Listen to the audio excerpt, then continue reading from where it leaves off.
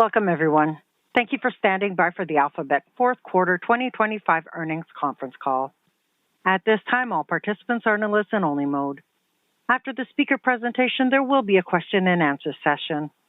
To ask a question during the session, you will need to press star 1 on your telephone.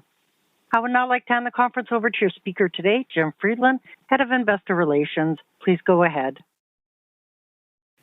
Thank you.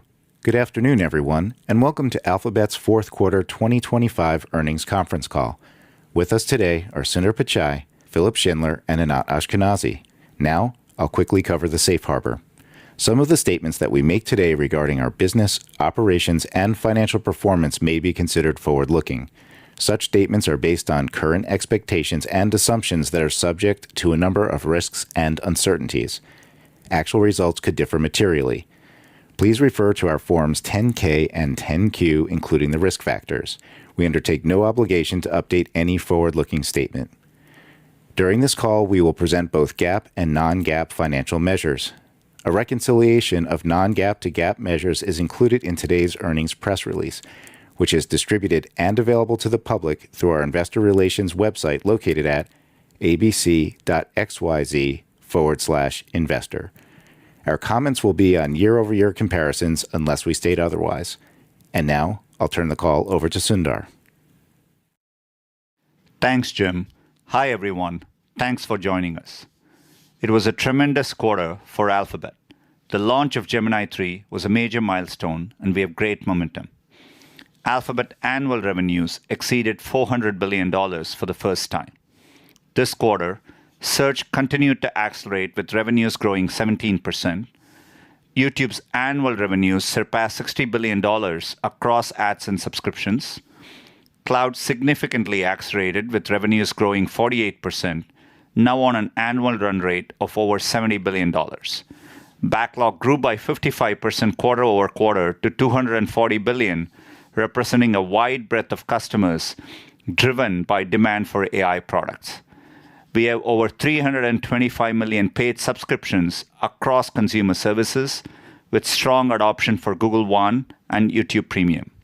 In addition, we have sold more than 8 million paid seats of Gemini Enterprise, which we launched just 4 months ago. And our Gemini app now has over 750 million monthly active users. We are also seeing significantly higher engagement per user, especially since the launch of Gemini 3 in December. Overall, we are seeing our AI investments and infrastructure drive revenue and growth across the board. To meet customer demand and capitalize on the growing opportunities ahead of us, our 2026 CapEx investments are anticipated to be in the range of $175 to $185 billion. Today, I'll provide an update on our AI progress and then share highlights from Search, Cloud, YouTube, and Waymo. First, AI progress across the full stack. Our unrivaled infrastructure serves as the bedrock of our AI stack. We have the industry's widest variety of compute options. That includes GPUs from our partner NVIDIA, who announced at CES that we'll be among the first to offer their latest Vera Rubin GPU platform, plus our own TPUs that we have been developing for a decade. In December, we announced our intent to acquire Intersect, which provides data center and energy infrastructure solutions. As we scale, we are getting dramatically more efficient. We were able to lower Gemini serving unit costs by 78% over 2025 through model optimizations, efficiency, and utilization improvements. Next, world-class AI research, including models and tooling. We offer the most extensive model portfolio in the world and lead across text, vision, and image-to-video LM-Arena leaderboards. Gemini 3 Pro drives the state-of-the-art in reasoning and multimodal understanding. It has seen the fastest adoption of any model in our history. Since launch, Gemini 3 Pro has consistently processed 3 times as many daily tokens on average as 2.5 Pro. Our latest model powers Google Anti-Gravity, our new development platform where agents can autonomously plan and execute complex software tasks. It already has more than 1.5 million weekly active users after launching just over 2 months ago. Our first-party models like Gemini now process over 10 billion tokens per minute via direct API used by our customers, up from 7 billion last quarter. Third, bringing AI to our products and platforms. We are shipping innovation at scale to bring helpful AI features to people everywhere. In January alone, we have launched personal intelligence in AI mode in Search and the Gemini app, introduced new features to Gmail and updated Veo, reimagined Chrome as an AI-first agentic browser through features like Chrome Auto Browse, announced Project Genie, which lets users create and explore interactive worlds generated in real time using Genie 3, our general-purpose world model. And we laid the groundwork for shopping in the AI era by introducing a new open standard for agentic commerce, the Universal Commerce Protocol, built alongside many retail industry leaders. Finally, from Android to Pixel, we are getting our best AI capabilities into people's hands. At CES, a range of partners, including Samsung, showcased how they are bringing Gemini to more devices, from XR to the living room and beyond. And to confirm the rumors, we'll be introducing our Pixel 10a to our best ever rated Pixel 10 series very soon. Turning now to key highlights from the quarter, starting with Search. Search saw more usage in Q4 than ever before, as AI continues to drive an expansionary moment. We have executed with incredible speed. We shipped over 250 product launches within AI mode and AI overviews just last quarter. We have integrated Gemini 3 directly into AI mode in Search. Now Search can better understand your query, dive deeper on the web, and generate interactive UI experiences. And last week, we upgraded AI overviews to Gemini 3, giving users a best-in-class AI response at the top of the search results page. We have also made the search experience more cohesive, ensuring the transition from an AI overview to a conversation in AI mode is completely seamless. These new experiences are proving to be more helpful and are driving greater usage. A few highlights. First, once people start using these new experiences, they use them more. In the US, we saw daily AI mode queries per user double since launch, and AI overviews continue to perform very well. Second, people are engaging in longer, more complex sessions. Queries in AI mode are 3 times longer than traditional searches. We are also seeing sessions become more conversational, with a significant portion of queries in AI mode now leading to a follow-up question. Third, people are searching in new ways beyond text. Nearly 1 in 6 AI mode queries are now non-text using voice or images. And Circle to Search is now available on over 580 million Android devices. Next, Google Cloud. Our growth in revenue, operating margin, and backlog highlights the strength of our entire portfolio. One, we are winning more new customers faster. We exited the year with double the new customer velocity compared to Q1. 2, we are also signing larger customer commitments. The number of deals in 2025 over $1 billion surpassed the previous 3 years combined. And 3, we continue to deepen our relationships with existing customers who are outpacing their initial commitments by over 30%. Nearly 75% of Google Cloud customers have used our vertically optimized AI, from chips to models to AI platforms and enterprise AI agents, which offer superior performance, quality, security, and cost efficiency. These AI customers use 1.8 times as many products as those who do not, enabling us to diversify our product portfolio, deepen customer relationships, and accelerate revenue growth. Our product line has multiple monetization levers spanning infrastructure, platform, and high-margin AI-powered products and services, with 14 product lines, each exceeding $1 billion in annual revenue. We offer leading infrastructure for AI training and inference to our cloud customers, with the industry's widest variety of compute options, from our own 7th-generation Ironwood TPU to the latest NVIDIA GPUs. Our 10-year track record in building our own accelerators with expertise in chips, systems, networking, and software translates to leading power and performance efficiency for large-scale inference and training. Our cloud AI accelerators serve the leading frontier AI labs, capital markets firms like Citadel Securities, enterprises like Mercedes-Benz, and governments for high-performance computing applications.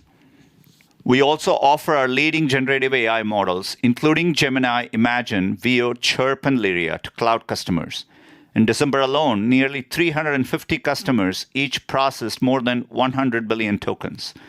In Q4, revenue from products built on our generative AI models grew nearly 400% year over year, significantly accelerating from the prior quarter. Today, more than 120,000 enterprises use Gemini, including AI unicorns like Lovable and OpenEvidence, and global enterprises like Airbus and Honeywell. 95% of the top 20 and over 80% of the top 100 SaaS companies use Gemini, including Salesforce and Shopify. Gemini is becoming the AI engine for the world's most successful software companies. Leading enterprises are also driving strong demand for our enterprise AI agents. We have sold more than 8 million paid seats of Gemini Enterprise, our enterprise AI platform, to more than 2,800 companies, including BNY and Virgin Voyages, to streamline knowledge management and automate processes. Gemini Enterprise managed over 5 billion customer interactions in Q4, growing 65% year over year, for customers including Wendy's, Kroger, and Woolworths Group. Our integration of Gemini in Google Workspace is driving wins with global brands like Schwartz Group and public sector organizations like the U.S. Department of Transportation. We are also seeing momentum with independent software vendors. Revenue from AI solutions built by our partners increased nearly 300% year over year, and commitments from our top 15 software partners grew more than 16x year over year. Before moving on, I'm pleased that we are collaborating with Apple as their preferred cloud provider and to develop the next generation of Apple Foundation models based on Gemini technology. Up next, YouTube. I want to highlight 4 points. First, streaming. In the living room, YouTube continues to be the #1 streamer in the US for nearly 3 years, according to Nielsen. From the NFL to Coachella, YouTube is where people watch today's biggest popular culture moments unfold. Second, subscriptions. We continue to see strong subscription revenue growth across YouTube, particularly YouTube Music Premium. We'll soon launch new YouTube TV plans, bringing more choice and flexibility to subscribers with over 10 genre-specific packages. And the NFL has seen strong NFL Sunday Ticket subscriber growth with YouTube, with the highest paid subscriber number ever in the history of the product. Third, podcasts. To illustrate YouTube's popularity, in October 2025, viewers watched over 700 million hours of podcasts on living room devices, up 75% from just a year prior. And fourth, AI is transforming the YouTube experience for both creators and viewers. On average, every day in December, over 1 million channels used our new AI creation tools to supercharge their creativity. During that same month, more than 20 million viewers used our new Ask tool, powered by Gemini, to learn more about the content they watched. And finally, Waymo. This week, Waymo raised its largest investment round to date and is well positioned to continue its momentum with safety at the core. In December, we surpassed 20 million fully autonomous trips and are now providing more than 400,000 rides every week. Waymo continues to expand its service territory.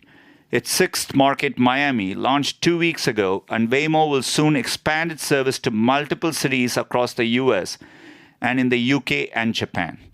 The team has made incredible progress on important capabilities, including opening up public service to airports and freeways. In closing, 2025 was a fantastic year for the company. A big thanks to our employees and partners worldwide. We are really well positioned going into 2026. Now, over to Philip. Thanks, Ondar, and hello, everyone. I'll cover performance for Google services for the quarter, then structure the rest of my remarks around the great progress we're delivering across search, YouTube, and partnerships. Google services revenues were $96 billion for the quarter, up 14% year on year, primarily driven by accelerated growth in search. Adding some further color to our results. The 17% increase in search and other was led by broad strength across all major verticals, with retail particularly strong. On YouTube, the 9% growth in advertising revenues was driven by direct response. Network advertising revenues were down 2% year-on-year this quarter. Starting with search and other revenues, which delivered over $63 billion in revenue for the quarter. Sundar mentioned the expansionary moment for search. The same is true for ads. We're investing in AI to drive significant improvements across all areas of marketing. We're expanding the entire playing field that advertisers can compete on. AI gives businesses the ability to reach more customers in more places than ever before. Gemini uniquely positions us to bring the transformational benefits of AI to ads in 3 critical areas for our customers: ads quality, advertiser tools, and new AI user experiences. First, ads quality. We've been deploying Gemini models to improve query understanding at a rate of almost a launch per month for the last 2 years. These improvements drive better query matching, ranking, and quality, making search ads even more effective. With Gemini across our ads quality stack, we evaluate relevance with greater accuracy than with previous generations of models. This has significantly improved our ability to systematically deliver more helpful, high-quality ads, contributing to a meaningful reduction in irrelevant ads served. Gemini's understanding of intent has increased our ability to deliver ads on longer, more complex searches that were previously challenging to monetize. Gemini models also have a significant impact on query understanding in non-English languages, expanding opportunities for businesses to scale globally. Second, we're building more agentic actions into our advertiser tools. Businesses can now leverage Gemini in conversational experiences within Ads and Analytics Advisor to identify and run recommended actions such as generating new campaigns. Advertisers use Gemini as a real-time partner to assemble creatives. In Q4 alone, they used Gemini to create nearly 70 million creative assets via text customization in AI Max and PMax. For instance, Aritzia, Canada's premier fashion house, used AI Max to find new high-value customers that traditional strategies miss, delivering an 80% incremental uplift in conversion value for Q4. L'Oreal, one of the first alpha testers, used AI Max in 2025 across 800 unique campaigns in 23 countries and 30 brands. AI Max enabled the L'Oreal Group to maximize its presence across the full consumer journey, fuel its consumer growth, and increase revenue for DTC brands like NYX by 23%. The third area is how we monetize new AI user experiences in search. We have significantly increased our focus on AI mode and are in the early stages of experimenting with AI mode monetization, like testing ads below the AI response, with more underway. For example, we announced direct offers, a new Google Ads pilot, which will allow advertisers to show exclusive offers for shoppers who are ready to buy directly in AI mode. This new type of sponsored content uses AI to match the right offer provided by the retailer to the right user. As Sundar mentioned, we are building the era of agentic commerce and working with our partners to introduce the Universal Commerce Protocol in our consumer products and across the web. We've received tremendous feedback from the industry. Soon, people can use a new checkout experience to buy directly in AI mode and Gemini from select merchants. Turning now to YouTube, which remains the #1 streamer in the US for nearly 3 years, according to Nielsen. YouTube creators are providing an unmatched breadth of content. Our investment in AI innovation across creativity, viewing experience, and monetization continues to pay off. We're seeing strong traction in our subscription business, are innovating to meet consumers where they are. We added a new sports tier for YouTube TV at a lower price point. YouTube Premium Lite is proving to be a popular choice. And we continue to deliver strong year-on-year growth across YouTube subscriptions, particularly YouTube Music and Premium. Looking at monetization across YouTube, momentum continues in Shorts and the living room. Shorts now averages over 200 billion daily views, and as we've shared before, in a number of countries, Shorts earns more revenue per watch hour than traditional in-stream on YouTube, including the US. The retail vertical continues to grow, fueled by smaller advertisers increasingly adopting demand gen. Likewise, direct response continues to benefit from the momentum we're seeing with small and medium-sized advertisers. Viewers trust product and brand recommendations from YouTube creators, and we're focused on making YouTube a premier shopping destination. Innovations like shoppable ad formats are improving advertiser return on investment.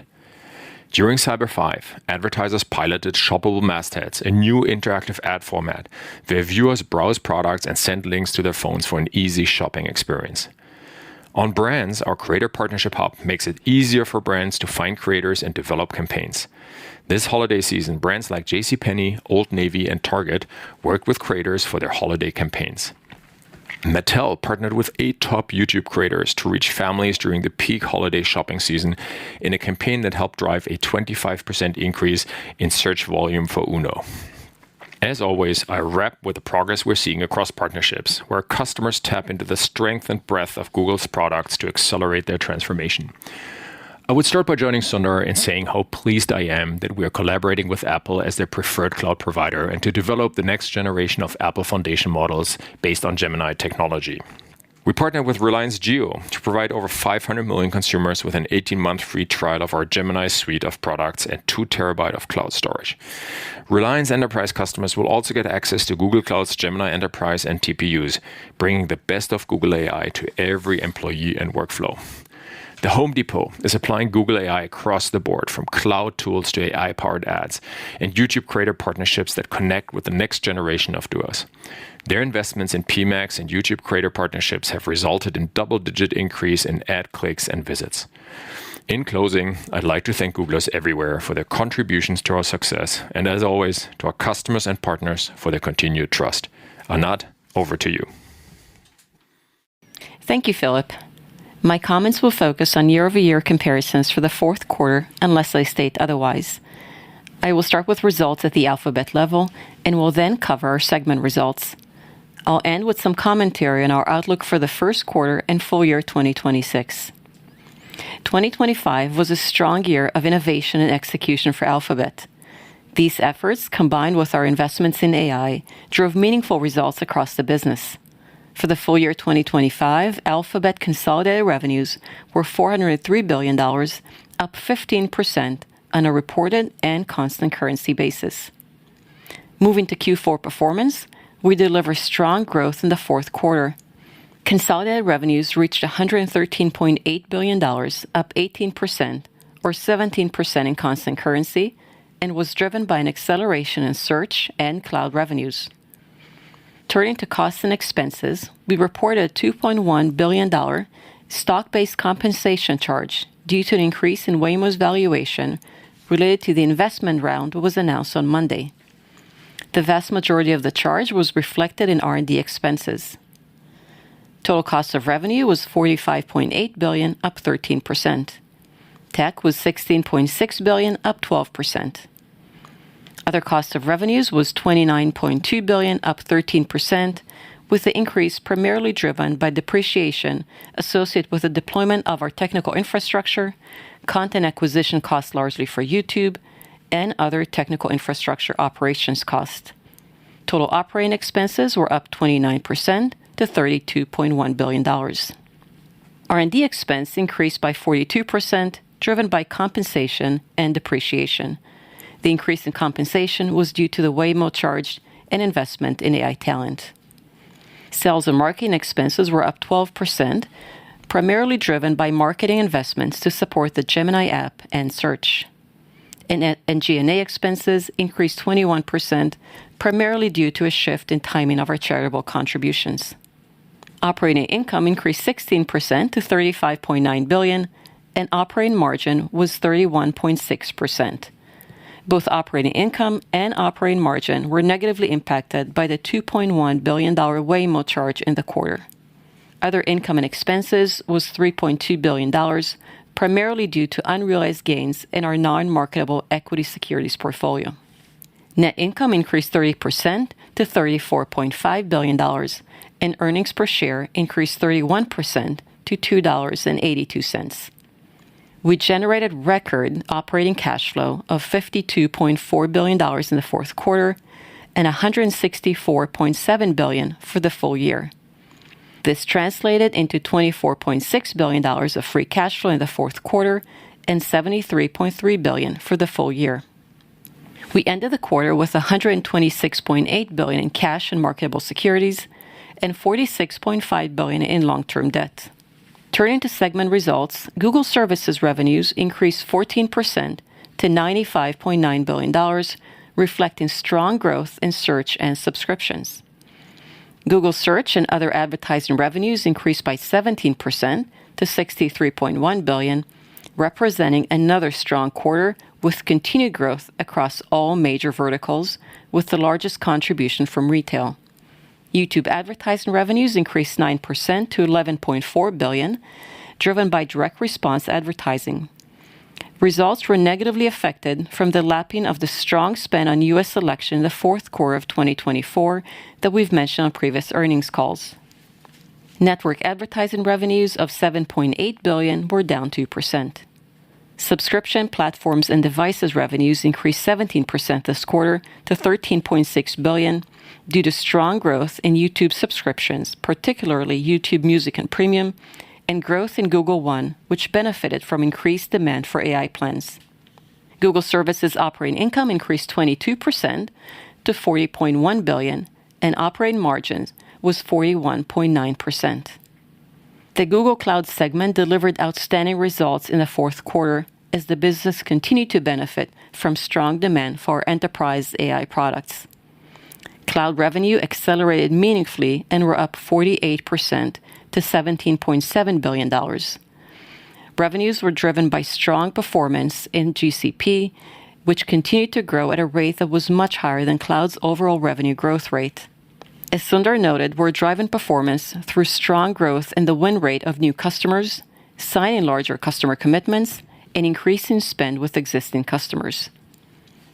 GCP's performance was driven by accelerating growth in enterprise AI products, which are generating billions in quarterly revenues. We had strong growth in both enterprise AI infrastructure, driven by deployment of TPUs and GPUs, and enterprise AI solutions, which benefited from demand for our industry-leading models, including Gemini 3. Core GCP was also a meaningful contributor to growth due to strong demand for infrastructure and other services, such as cybersecurity and data analytics. We also had double-digit growth in Workspace, driven by an increase in average revenue per seats and the number of seats. Cloud operating income was $5.3 billion, more than doubling year over year, and operating margin increased from 17.5% in the fourth quarter of last year to 30.1%. Google Cloud's backlog increased 55% sequentially and more than doubled year over year, reaching $240 billion at the end of the fourth quarter. The increase in backlog was driven by strong demand for our cloud products, led by our enterprise AI offerings from multiple customers. In other bets, revenues were $370 million, and operating loss was $3.6 billion, reflecting the $2.1 billion Waymo charge I mentioned earlier. We allocate resources in other bets to businesses like Waymo, where we see meaningful opportunities to create value. Alphabet funded a significant portion of the $16 billion investment round that Waymo announced on Monday, which will allow the business to accelerate its global expansion. CapEx was $27.9 billion for the fourth quarter and $91.4 billion for the full year, in line with our expectation. The vast majority of our CapEx was invested in technical infrastructure, with approximately 60% of that investment in servers and 40% in data centers and networking equipment. In Q4, we returned capital to shareholders through $5.5 billion of share repurchase and $2.5 billion of dividend payments. Turning to our outlook, I would like to provide some commentaries on factors that will impact our business performance in the first quarter and full year 2026. First, in terms of revenues, we're pleased with the overall momentum of the business. At current spot rates, we would expect to see an FX tailwind to our consolidated revenues in Q1. However, the volatility in exchange rates could affect the impact of FX on Q1 revenues. In Google Services, we expect growth to be driven by ongoing innovation in the user experience, as well as improved ROI for advertisers, keeping in mind the normal seasonal pattern for advertising revenue. In Google Cloud, we're seeing significant demand for our products and services, which we expect to continue to drive strong growth despite the tight supply environment we're operating in. Moving to investments, the investment we have been making in AI are already translating into strong performance across the business, as you've seen in our financial results. Our successful execution, coupled with strong performance, reinforces our conviction to make the investments required to further capitalize on the AI opportunity. For the full year 2026, we expect CapEx to be in the range of $175 billion to $185 billion, with investments ramping over the course of the year. We're investing in AI compute capacity to support frontier model development by Google DeepMind, ongoing efforts to improve the user experience and drive higher advertiser ROI in Google services, significant cloud customer demand, as well as strategic investments in other bets. Keep in mind that the availability of supply, pricing of components, and timing of cash payments can cause some variability in the reported CapEx number. In terms of expenses, as we've discussed on previous calls, the significant increase in our investments in technical infrastructure will continue to put pressure on the P&L in the form of higher depreciation expense and related data centers operations costs such as energy. In 2025, depreciation increased by nearly $6 billion, or 38%, from $15.3 billion in 2024 to $21.1 billion in 2025. Given the increase in our CapEx investments in recent years, we expect the growth rate in 2026 depreciation to accelerate in Q1 and meaningfully increase for the full year. We're also planning to continue hiring in key investment areas, such as AI and cloud. In 2025, our teams delivered amazing innovation, executing with a high level of discipline and velocity. These efforts provided great experiences for consumers and outstanding performance for creators, partners, and enterprise customers, driving strong revenue growth. I want to take this opportunity to thank our employees for their contribution to this impressive performance. Now, Sundar, Philip, and I will take your questions.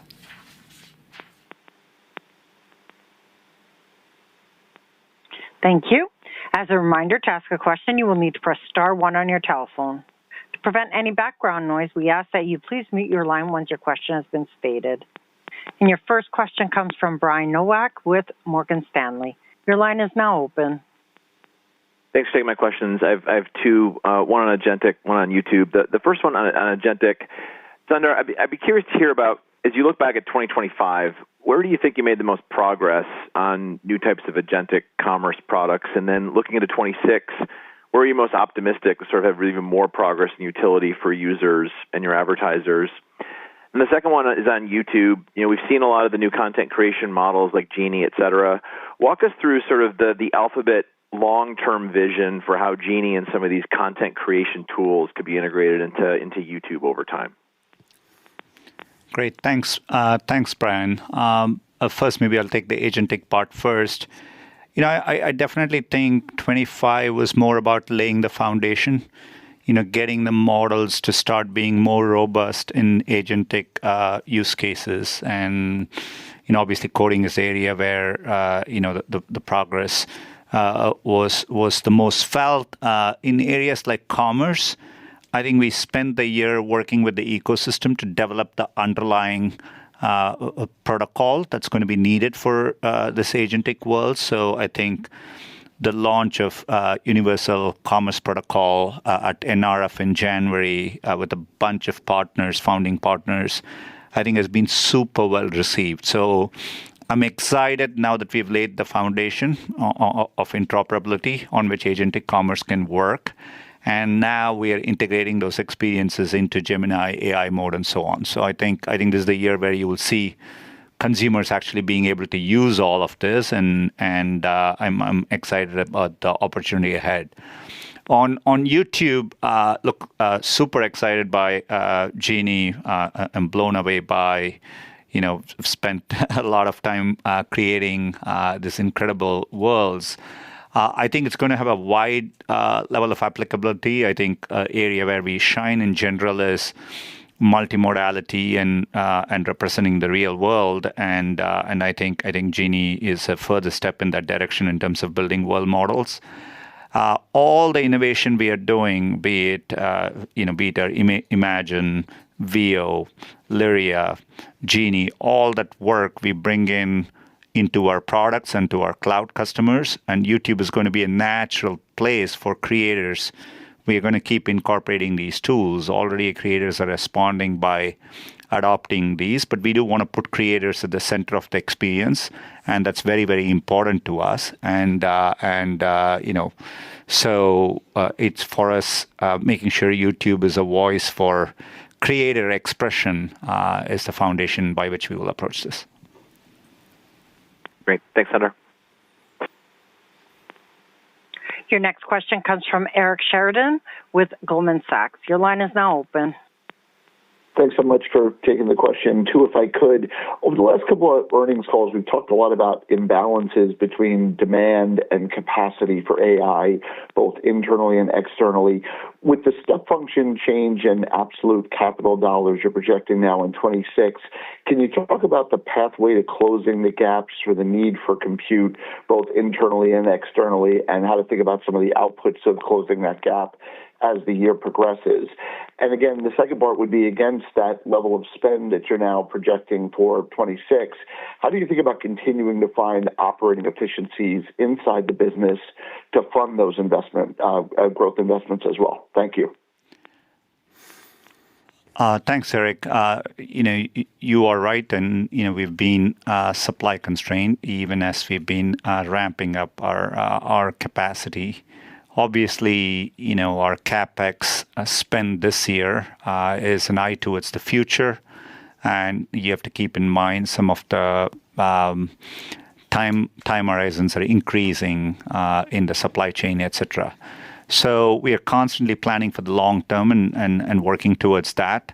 And obviously, how we close the gap this year is a function of what we have done in the prior years, right? And so there is that time delay to keep in mind. I expect, the demand we are seeing across the board, across our services, what we need to invest for future work for Google DeepMind, as well as for cloud, I think is exceptionally strong. And so I do expect to go through the year in a supply-constrained way.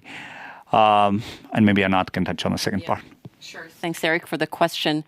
I've mentioned on one of the previous earnings call our approach to how we look at efficiency and productivity. And we don't view this as an episodic one-time project or effort, but rather how we run the business on a regular basis and always seek additional opportunities to drive efficiency across the business. And certainly with the demand we're seeing, whether it's from external customers or across the organization, the more capital we can free up within the organization to invest, the better we can turn this flywheel of making investments to drive future growth. And we're doing this across the organization, whether it's within our technical infrastructure. Certainly when we invest at these amounts, we look at how we can ensure that we are the most efficient with every dollar that goes towards our technical infrastructure. There are scientific innovation that are part of that process. Technical innovation, as you know, and we've mentioned before, we primarily focus on construction of our own data centers. We do partner with some external parties on lease on occasion, but most of our data center we construct ourselves. And we ensure that we do it in the most efficient way, in a way that matches our workloads and our needs. We look at coding productivity that Sundar mentioned in the past. About 50% of our codes are written by agents, coding agents, which are then reviewed by our own engineers. But certainly it helps our engineers do more, move faster with the current footprint. We look at how we run the business across the organization. So using AI within the business to drive daily operations. It can be all the way from the engineering team to small teams within our back office. Even within my finance team, for example, we deployed agents within our treasury organization. We're deploying agents within how we pay and reconcile invoice, et cetera. So there are opportunities across the business that we evaluate on a regular basis to ensure we can free up more of that capacity to invest in our future.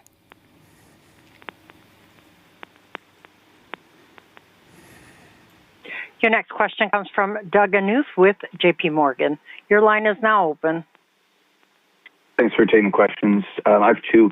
Over the last couple of years, we've seen considerable large language model leapfrogging, and many expect that to continue. What are the ways that Google can build and maintain its Gemini position around data and distribution and product integration? And then how should we think about the potential for TPUs to move outside of Google Cloud and into external data centers and develop as an incremental revenue stream? Thank you. Doug, look, I think the LLM frontier, it's been an exciting trajectory, and I think 2026 will continue to show that progress. We're obviously improving these models across many paradigms, right? On pre-training, post-training, test time compute, and so on. And we are bringing multimodal models into the picture. We are bringing agentic capabilities. The coding area is showing a lot of progress, and obviously integrating all of this together and offering a great customer experience through our products as well as through our APIs to our cloud customers. To me, feels like there's a lot of headroom ahead.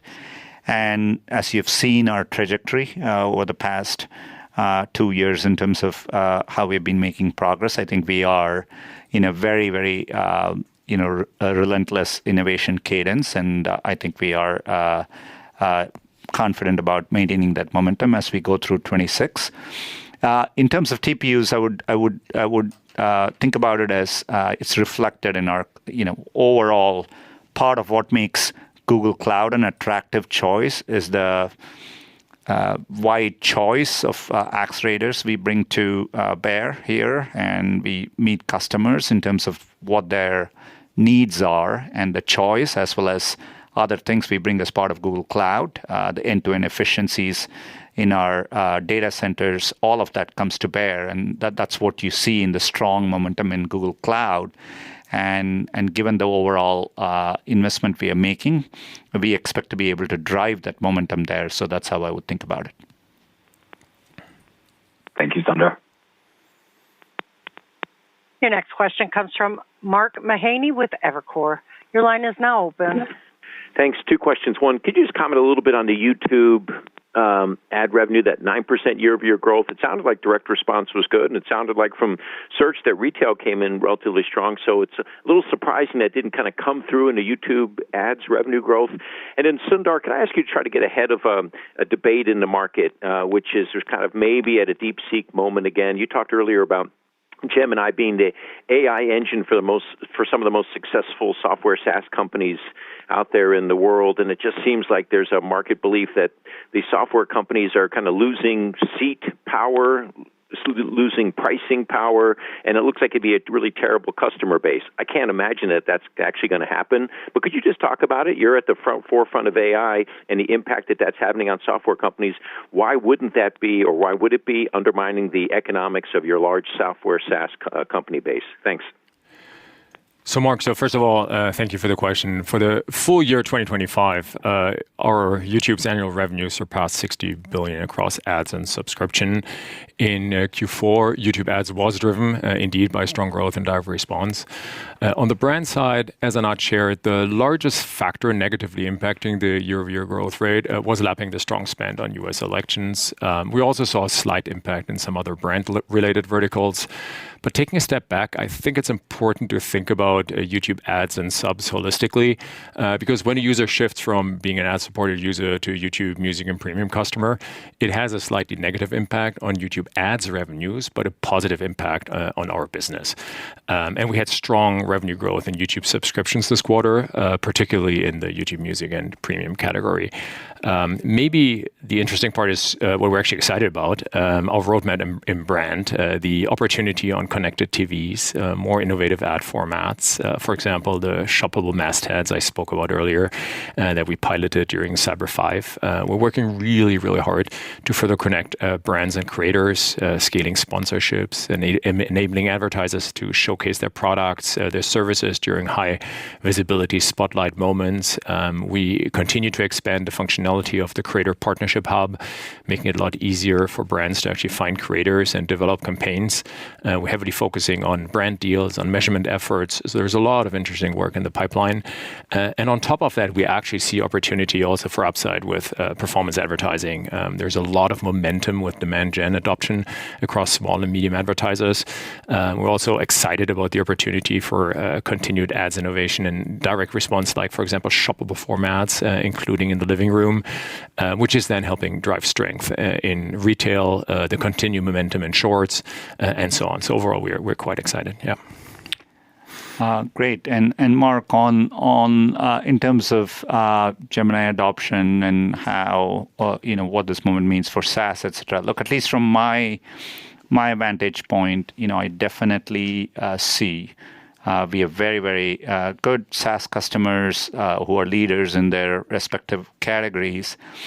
And what I see the successful companies doing is they are definitely incorporating Gemini deeply in critical workflows, be it on improving their product experience and driving growth, or using it to drive efficiency within their organizations. And I think it is an enabling tool, just like it has been an enabling tool for us across our products and services, be it search, YouTube, etc.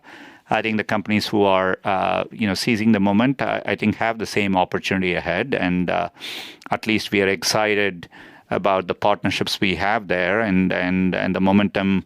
If I look at it in terms of their tokens usage, etc., the growth has been very robust in Q4. Thank you. Your next question comes from Mark Shmulik with AllianceBernstein. Your line is now open. Yes, thanks for taking the questions. Two, if I may. The first for Anat is, can you talk a little bit more about the relationship between investment levels and how you kind of expect core performance to trend? Is there like an operating income or a free cash flow objective that you solve towards, or how do you think about greenlighting resources and projects? And then the second question is for all of you. A year ago, we probably could have guessed the answer to this question. But given where we are today, for each of you, what keeps you up at night here as you think about the Google story and what's next? Thanks.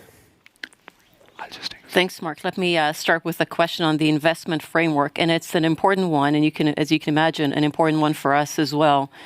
We have a highly rigorous framework that we use internally where we look at all the needs for investment, whether it's from our own organization or from external customers, and have an estimate of what that investment could potentially yield, obviously not just near term, but long term as well.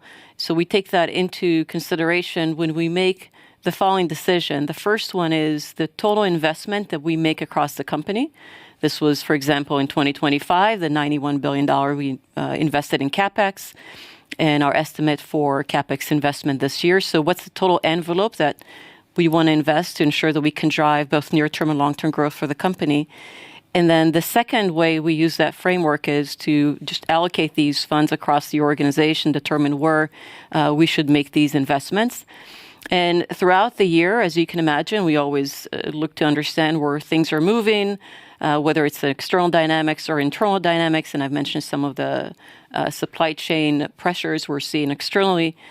So we look at this with a highly rigorous framework to make sure that we're making the right decision. It was exciting to see the fact that we're already monetizing, and you saw it in the results that we've just issued this quarter, the investments that we've made in AI. It's already delivering results across the business. I know in cloud it's very obvious external, but you've heard the comments on the success we're seeing in search, the comments from Sundar and from Philip, and then the frontier model development that really serves as the foundation for the organization.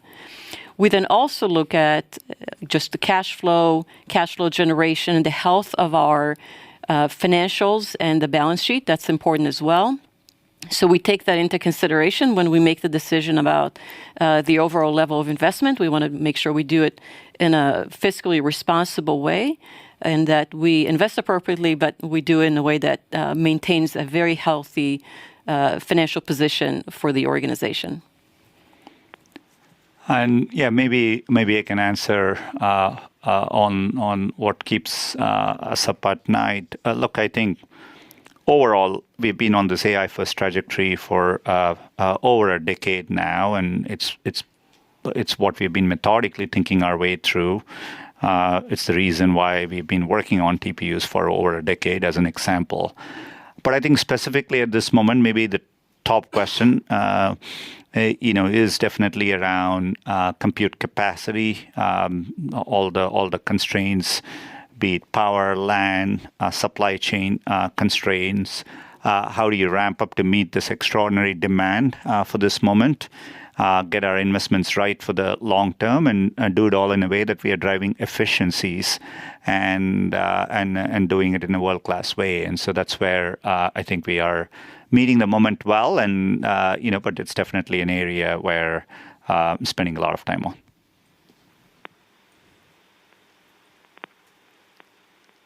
Your next question comes from Michael Nathanson with MoffettNathanson. Your line is now open. Thanks. I have one for Sundar and one for Anat. Sundar, you mentioned Universal Commerce Protocol a bunch of times.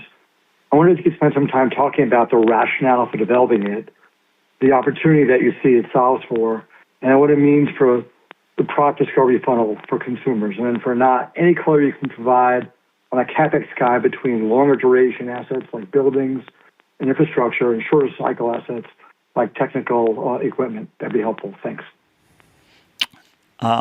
Thanks, Michael. Obviously, people go through a lot of commercial journeys across many of our surfaces, search, YouTube, Gemini app, and so on. So I think there's, as well as we support through cloud and ads, our entire retail partners as well. And the opportunity to improve the experience, I think can be a kind of a huge foundational uplift here. But it's important to be approaching it keeping in mind that our users, as well as merchants here, and figuring out that value. Part of what's been good in designing the Universal Commerce Protocol is it makes it much easier for users to complete transactions, but at the same time it allows merchants to help showcase the range of their offerings if they want to make promotions, etc. So all of that is built into the protocol. And I think you have to get that value prop for the ecosystem right to make the experience better. And so it's foundational. And more importantly, we are now implementing the protocols, and our Gemini models are making progress in those agentic capabilities. And I think so I'm excited about a future where, as people are going through discovery, searching, finding new things, if they're interested in acting upon it, all of that is seamless. And so it overall creates an expansionary moment. And the question with regards to the CapEx and the kind of what makes up the total that we've announced for this year and last year, approximately 60% of our investment in 2025, and it's going to be fairly similar in 2026, went towards machines, so the servers, and then 40% is what you refer to as long duration assets, which is our data centers and networking equipment. And I think you're probably referring to the depreciation delta between them. Those long-term duration assets depreciate over, the building could be 40 years or longer. Other components may be less than that. Another important component is how we allocate this CapEx. And we've commented in the past about the allocation of our ML compute across the business. And for 2026, just over half of our ML compute is expected to go towards the cloud business. Thank you so much. Your next question comes from Ross Sandler with Barclays. Your line is now open. Great. Just a question on the native Gemini 750 million. So we added 100 million MAUs in the fourth quarter. Could you just talk high level about usage and retention of native Gemini? And is this 750 the right way to measure your progress against companies like ChatGPT, or is there another cohort of users that aren't in that 750 that maybe we should also consider? Thanks a lot. Ross, I think we definitely saw, I would say, extraordinary period of growth in Q4 for Gemini app. It's not just the growth in monthly active users, but there is definitely, there was a sharp increase in engagement per user on the app. So all the metrics, be it active usage, the intensity of usage, retention, all showed distinct progress across iOS, web, Android, etc., and geographically globally. So it definitely all the product experience improvements, the work we did with Nano Banana, the progress with the Gemini models, all translated into strong momentum, and that momentum is continuing. So we are excited about that, and we'll continue to invest. Obviously, there are many people who are getting a deeply AI native experience in the context of AI mode in search as well, and we are definitely seeing strong growth and progress. And the introduction of Gemini 3 in AI mode was a very positive driver as well. And obviously, we'll continue to evolve these experiences, and I'm excited about the opportunities there. Thank you. Your next question comes from Ken Goralski with Wells Fargo. Your line is now open. Thank you very much. Two, if I may, both on search. First, could you walk us through how you are evolving your views on the monetization of AI search activity, given the more conversational nature and longer periods of engagement per session? Consumer utility is increasingly driven by the on-platform results, not specifically the link outs and referrals. In that construct, how do you think about increasing the revenue opportunity to match the consumer utility? Is this increasingly where premium subscriptions play? And then question two, and it's related. As you think about partnerships such as the new Apple partnership on Siri, how do you think about the right way to align for success with those partners? Previously, as disclosed in the DOJ documents, et cetera, it was a revenue share relationship. But now, if you think about the utility that you're driving through AI search and through Gemini on those platforms, it may be less related to the actual search, quote unquote, search revenue. Could you just talk a little bit about how you align with partners for success there? Thank you. So first of all, it may be worthwhile to say that the acceleration we saw in the search was not due to a single driver, but was really the result of many different parts of our business showing strength and working well together. And maybe I quickly add the vertical perspective: retail, finance, health drove actually the greatest contribution to search revenue, though nearly every major vertical actually accelerated in Q4. More specifically to your question, the ongoing innovation is, as you know, core to what we do, and the enhancements to the user and the advertiser experience really continue to drive our performance, and we make hundreds of these changes every quarter. We see AI overviews and AI mode continue to drive greater search usage and growth in overall queries, including important and commercial queries. Gemini-based improvements in search ads help us better match queries and craft creatives for advertisers. I talked about the understanding of intent and how this has significantly expanded our ability to deliver ads on longer and more complex searches that were frankly previously difficult to monetize. AI Max, for example, is already used by hundreds of thousands of advertisers and continues to unlock billions of net new queries in that sense. We see strength with SMB advertisers expanding their budgets and adopting automation tools, leading to better ROI. On the creative side, we're using Gemini to generate millions of creative assets via text customization in AI Max and PMax and so on. So we're very pleased with what we're seeing here.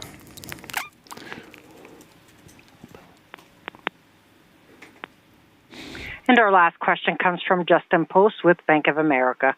Your line is now open. Great. Just wanted to follow up on the Gemini app. Obviously, great growth there. Are you seeing any cannibalization of search as far as activity as people start using that app more? And then second, on monetization, where are you on that? And with agentic and other ads coming, could that be incremental to your growth over the next few years? Thank you. Right now, overall, I think we are giving people choice. People are obviously using search, experiencing AI overviews and AI mode as part of it, and Gemini app as well. And the combination of all of that, I think, creates an expansionary moment. I think it's expanding the type of queries people do with Google overall. And so overall, some of it all is what we see as a growth opportunity. And, we haven't seen any evidence of cannibalization there. And maybe Philip can comment on the monetization. Yeah, I think Sundar previously commented on agentic and how we think about it. And look, in general, as with all of our products, we really focus first and foremost on creating a great user experience. And we're very excited about where we are with the ads and AI overviews and early experiments in AI mode, including innovations like direct offers and our roadmap for the future. In terms of the Gemini app today, we are focused on a free tier and subscriptions and seeing great growth, as Sundar discussed.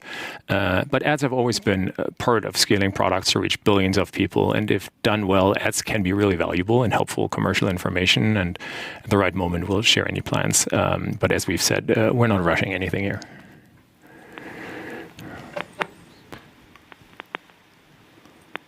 Thank you.